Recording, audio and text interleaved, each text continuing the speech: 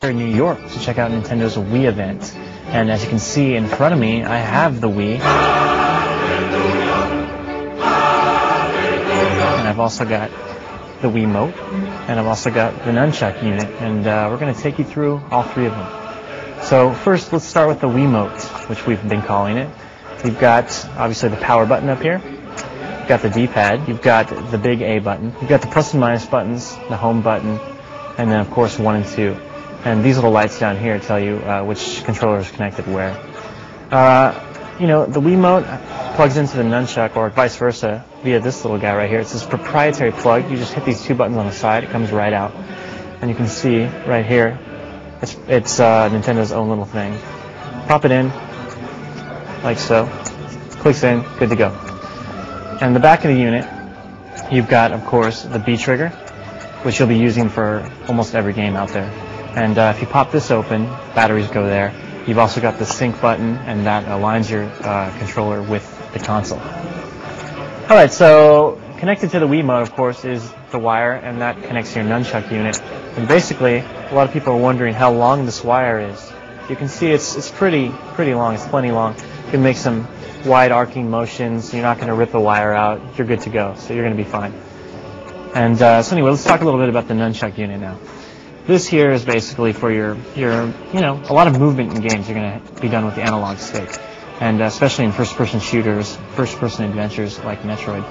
You've got these buttons here, Z and C respectively, and they basically, in a game like Metroid, you'll be using your morph ball, and you'll also be jumping. So that works out pretty well. So we've talked about the controllers. Let's talk a little bit about the console itself.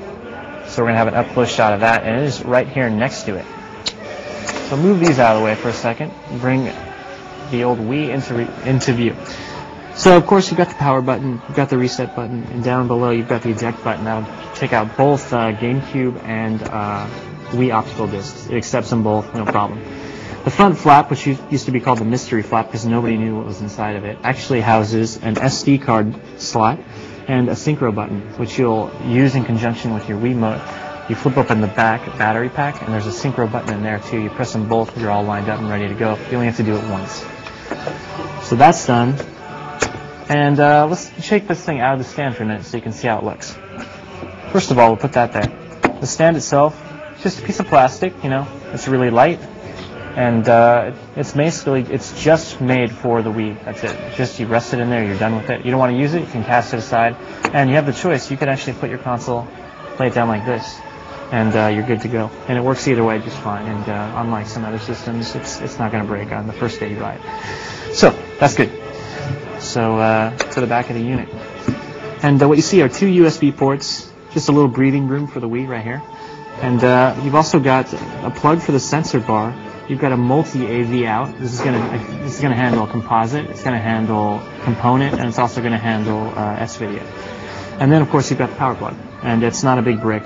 And by the way, the power plug is not housed within the stand itself. There's no hidden power in here. It's just a regular cord. Comes out, you're good to go. And that's it in the back. It's very simple. This thing is small. I mean, it is small.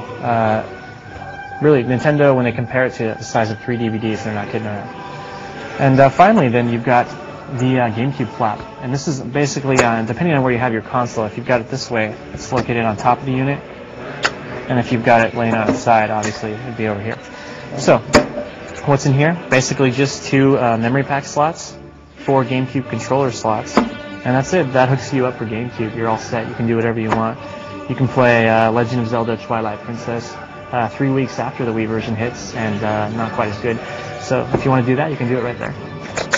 And that is pretty much a breakdown of the Wii console. It's a glorious, beautiful little machine, and we can't wait to get it in our dirty little hands come November.